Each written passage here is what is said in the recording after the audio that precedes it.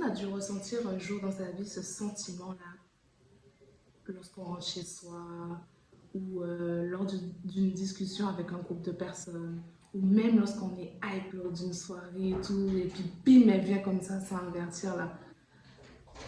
Est-ce que vous voyez c'est quoi? Non? Vous voyez pas? Il s'agit de la solitude. Et oui, aujourd'hui, on va parler de la solitude.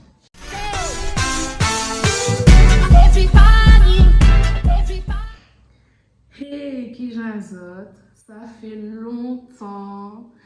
On se retrouve aujourd'hui pour une nouvelle vidéo. Comme vous l'avez compris, on va parler de la solitude.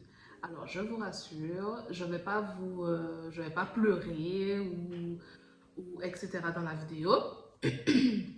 Mais si je fais cette vidéo aujourd'hui, c'est surtout pour vous montrer que même si on ressent ce sentiment de solitude, ou qu'on n'a pas d'amis, enfin de facto on n'a pas d'amis, qu'on n'a pas de copains, etc., que ce n'est pas grave. Ce n'est pas grave en fait. Et qu'il est possible d'être heureux comme ça. Je sais que c'est plus facile à dire qu'à faire, car c'est pas tout le monde qui a la capacité de passer outre ou de se faire aider par des spécialistes ou même d'être entouré. Mais en fait, cette vidéo, je l'ai faite pour montrer justement que ce n'est pas impossible. Ce n'est pas quelque chose d'impossible à surmonter parce que justement, même si on ne l'a pas choisi, parce que oui, il y a des personnes qui choisissent d'être seules, hein, qui vivent très bien avec, ben, nous, même si on ne l'a pas choisi, ben, on se surprend à kiffer à être seul, à passer des moments à être seul et aussi à apprendre à être heureux avec. Et c'est ce que je vais vous parler, on va dire vous montrer dans cette vidéo. C'est un sentiment que j'ai ressenti lorsqu'on a quitté la Guadeloupe pour venir en France. Donc c'est en 2018, j'étais enceinte de ma petite. Et on a pris la décision justement de quitter la Guadeloupe pour venir en France, pour construire notre vie, pour pouvoir faire autre chose et pour lui permettre d'avoir des opportunités. Et à ma venue en France, là c'était la première fois que je venais en France, je n'étais jamais venue ici auparavant, mais j'avais des potes, j'étais très entourée, j'avais énormément d'amis à cette époque-là et tout se passait très très bien. Sauf qu'en venant en France, je me suis retrouvée sans amis. Alors j'ai quand même mon meilleur pote, mais avec le décalage horaire et etc., la distance et tout, donc on se parlait moins, bien évidemment on se voit bien plus. Donc j'avais que mon chéri, ma famille, du moins une partie de ma famille qui est sur Paris et que je ne vois pas régulièrement non plus. Donc en gros, j'avais que mon chéri quoi. Et lui de son côté, il a de la famille là où on habite, dans le secteur où on habite. Mais moi, j'avais personne. J'avais vraiment personne. Vraiment. Donc frère, ma mère est en Guadeloupe, mon père est en Guadeloupe, mon parrain et tout.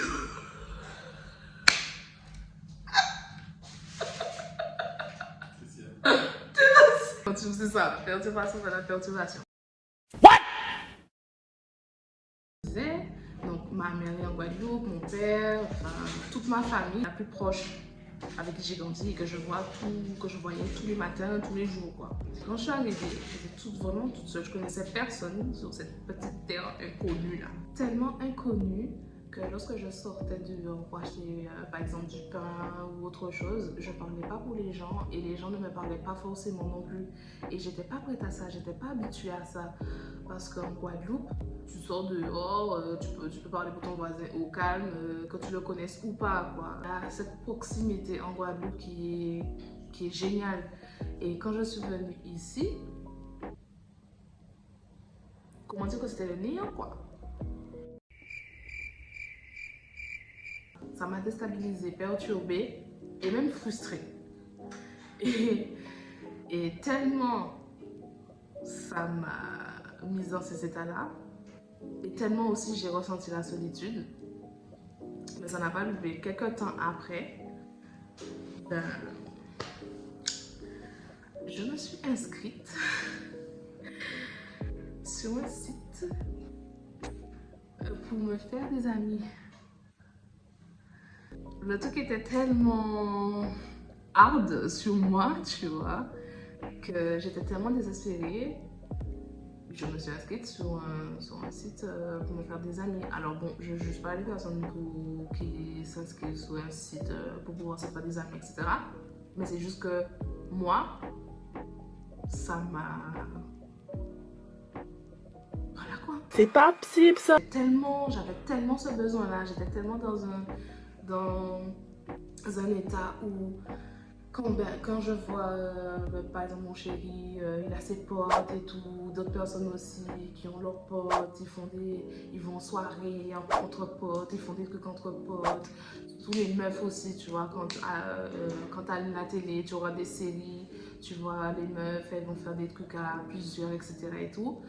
Ben, tu idéalises la chose, surtout que quand toi, tu n'as pas, ben, tu as encore plus cette envie d'avoir ça, de ressentir la même chose. Surtout quand tu vois avant, tu étais entouré d'amis et tout, et que là maintenant, c'est pas le cas.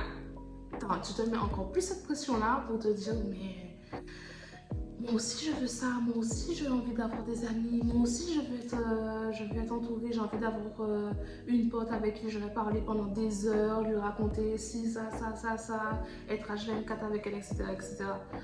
Enfin bref, vous allez vous demander, mais est-ce que j'ai eu des amis et tout grâce au site? Est-ce que je me suis fait des amis ou pas grâce au site et tout? Eh ben... non. Bruh. Non. Non. Pas du tout. Vraiment pas du tout. Quand je me suis rendu compte en plus que j'avais pas, même sur le site, que c'était compliqué. J'avais tellement cette envie, j'avais tellement cette pression, limite désespérée, quoi, que j'ai cette frustration-là, je l'ai mise en fait dans mon couple. Et il faut vraiment faire attention à ça. Il faut vraiment faire gaffe à ça parce que ça peut détruire le couple en fait. Chaque personne a besoin de son petit espace, de son petit jardin secret, on va dire ça comme ça.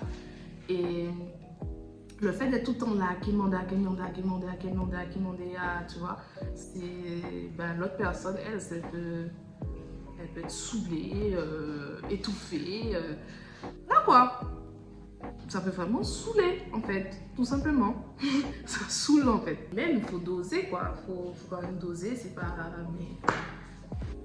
ma copine quoi. Mon chéri, c'est pas ma copine. Oui, c'est mon meilleur ami, oui, voilà, mais c'est pas ma copine. Et puis, il y a le moment où je reprends les études et le taf en même temps. Et là, je commence à être, on va dire, plus sociable. Et à ce moment-là, en fait, quand j'ai rencontré du monde, que ce soit au moment de mes études et au moment du taf et tout, bizarrement, après, j'étais tellement habituée à être seule que bizarrement, lorsque les gens parlaient pour moi et tout, je ne vais pas dire que je me faisais chier, mais plus les gens parlaient avec moi, plus les gens m'en disaient plus sur leur vie, etc. Je me rendais compte que j'aimais vraiment bien ma solitude. Et en fait, j'avais comme une surdose. Ouais, c'est ça. J'avais comme une surdose en fait. Et je me disais, oh, c'est bon, la calmos, c'est bon, j'ai besoin de mon petit espace, j'ai besoin de respirer un peu là. Hormis ça aussi, il y a beaucoup de choses aussi qui m'ont fait me dire stop. Parce que bien évidemment, dans le monde du travail et tout, il y a énormément d'hypocrisie aussi, faut se le dire. Il y a ça, même avec les relations au niveau des études aussi, hein, il y a énormément d'hypocrisie. Donc c'est toutes ces choses-là qui ont fait me dire, ça y est, stop, calme-moi là, il faut que je respire, il faut que j'ai un peu d'air dans mon cerveau. Et même lorsque les gens me parlaient aussi, il y avait ce fossé. Il y avait ce fossé culturel qui fait que c'était aussi compliqué. Parce que je suis antillaise, donc comme vous l'avez compris, Guadeloupe, voilà. Et lorsque je parlais avec les gens, je voyais que les gens faisaient semblant, comme je disais tout à l'heure là, de l'hypocrisie, tu vois. C'était vraiment visible, c'était réellement visible. Ils te posaient la question, savoir tes origines, ta culture et tout, juste histoire de dire, mais sinon, ils cherchaient pas réellement dans le quotidien à avoir plus d'informations, à se renseigner un peu plus sur toi, ou etc., ou sur toi, sur ta culture, sur tout en fait. Il n'y avait pas ce truc-là. Toi, tu faisais cet effort-là, mais eux ne faisaient rien en retour. Donc tout ça aussi a fait que... Distance. Même si j'étais OK avec ça, avec le fait de vouloir prendre ma distance, de faire mes distances avec les gens et tout pour pouvoir être seule, mais j'avais quand même, encore une fois, le besoin de trouver la meilleure amie, enfin les potes, pour pouvoir sortir et la meilleure amie pour pouvoir parler de tout et de rien, un peu de tout. Et que tu vois cette fameuse meilleure amie que tu vois un peu comme une grande sœur, etc. Et j'ai réussi à avoir cette relation-là, sauf que cette personne voulait que je lui raconte tout. Et quand je dis tout, c'était tout, vraiment tout. Ah! Et j'avais aussi cette petite voix dans ma tête qui me disait fais attention, mollo, ne raconte pas tout non plus. Et malgré j'avais cette voix dans ma tête qui me disait ça, malgré j'avais la voix qui me disait ouais, de faire attention, etc., je suis passée outre. Je me suis pas totalement dévoilée et tout. J'ai quand même essayé en fait. Et pour ne pas dire forcé, c'était un peu ça, je me suis forcée. C'est ça en fait, je me suis forcée. Ça a mal fini et je l'ai mal digéré aussi. J'étais hyper déçue.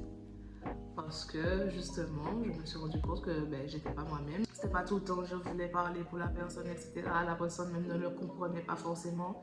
Il y a ça aussi qui rentre en jeu. Et j'avais pas encore compris que je m'étais habituée à la solitude et que ça m'allait réellement en fait. J'étais vraiment OK avec ça. Que j'avais besoin de mes moments seuls. En fait, je ne m'étais pas rendu compte de ça. C'est après que j'ai réalisé ça, que je me suis dit que les phases que je fais ou qu'on m'envoie des messages et que je ne réponds pas forcément tout de suite, etc., c'est parce que je suis comme ça de base, mais je me suis habituée à ça. Et que ça me va, justement. Parce que j'ai pas besoin de ça. J'ai pas besoin de répondre systématiquement aux messages, etc., quoi. Bon, ça c'était une petite parenthèse. C'est avec toutes ces expériences-là que je me suis rendu compte en fait et qu'on a justement besoin de moments de solitude. On a besoin des moments d'être seul, d'être au calme et de se retrouver avec soi-même, de se rendre compte de nos erreurs ou non, voilà. Après ça a été hyper compliqué parce que déjà j'avais du mal à faire confiance aux gens et tout, par rapport à mon passé, par rapport à mes casseroles et tout. Mais là, franchement, là, ça a été encore plus compliqué. C'est comme si je me suis refermée sur moi et que j'avais du mal à m'ouvrir aux autres. Je me suis dit, guys, c'est pas grave en fait. C'est pas grave et que ce soit un choix ou non, je vais être amenée à rencontrer du monde, qu'il y a du monde qui va m'apprécier, que je vais aussi apprécier, qui vont apporter un plus à ma vie, moi pareil, et que ça prendra le temps qu'il faudra, mais que ça viendra, mais que pour le moment, fuck. Mais je serai toute seule en fait, c'est pas grave. C'est pas une fin en soi en fait. C'est vraiment pas une fin en soi. Au moment où je m'y attendais le moins, j'ai réussi à tisser des liens de fou. C'est justement au moment où je me suis dit, fuck, que ça, si pour me battre moi, on peut check pour mon non plus, etc. C'est là où j'ai rencontré des gens formidables. Mais vraiment, mais réellement. Que ce soit dans le monde du travail, donc des anciennes collègues, avec qui je suis toujours en contact à l'heure d'aujourd'hui. Dans la vie perso, c'est même pas des potes. J'allais dire des potes, mais c'est même pas des potes. Franchement, Je les kiffe de ouf, mes petites bichettes. Elles vont se reconnaître et elles ont beaucoup de patience. J'ai aussi mon caractère. Elles se sont réellement intéressées à ma personne, à moi déjà en tant qu'être humain, mais en plus par rapport à ma culture et tout. Elles se sont vraiment intéressées. Elles m'ont vraiment posé des questions à savoir comment ça se passe déjà en Guadeloupe, quels sont nos plats typiques de chez nous, même le créole, même elles ont cette envie d'apprendre le créole. Elles sont pas en mode me pose des questions et puis fin et puis on passe à autre chose quoi. Non. Elles me posent vraiment des questions sur ça. Je leur apprends réellement le créole quoi. Et ça c'est cool. Plus que cool même. Je dis ça comme ça là, mais c'est plus que cool en fait. Elles le savent pas. Et surtout mes bichettes, elles ne savent pas. Mais elles m'ont grave aidé à surmonter énormément de traumas et tout. Parce que non seulement déjà on se voit quasiment tous les jours, mais en plus elles m'ont permis de m'ouvrir plus. Ce que je recherchais en fait depuis longtemps, ben je l'ai en fait. Je l'ai trouvé. Tout ça pour dire que si vous vous sentez seul maintenant, ne vous inquiétez pas que ça ne sera plus le cas et c'est réel. Et ne vous mettez pas la pression par rapport à la société ou ce que vous voyez sur les réseaux. Essayez aussi d'accueillir la solitude différemment et aussi de sortir de votre zone de confort. C'était mélanger tout ça, mais j'espère que vous avez retenu les grandes lignes de ce que je voulais dire et le message que j'ai voulu faire passer. J'ai fait cette vidéo surtout pour vous montrer que rien n'est impossible, mais aussi de mon expérience qui est différente de toutes celles que j'ai pu voir sur YouTube, parce que j'ai vu qu'il y avait personne qui parlait du fait de se sentir seul lorsqu'on sortait d'une île pour aller dans un pays quoi. Et surtout quand c'est pas choisi. N'hésitez pas à vous abonner ou pas. Vous faites ce que vous voulez en vrai à ce niveau-là. Mais laissez quand même des commentaires pour que vous puissiez partager votre expérience. Et aussi laissez des commentaires si, comme moi, vous avez vécu la même expérience. Et si c'est pas le cas, si vous voulez juste parler, discuter, etc., laissez des commentaires. Likez aussi hein, si vous voulez. Bon, à dans d'autres soleils.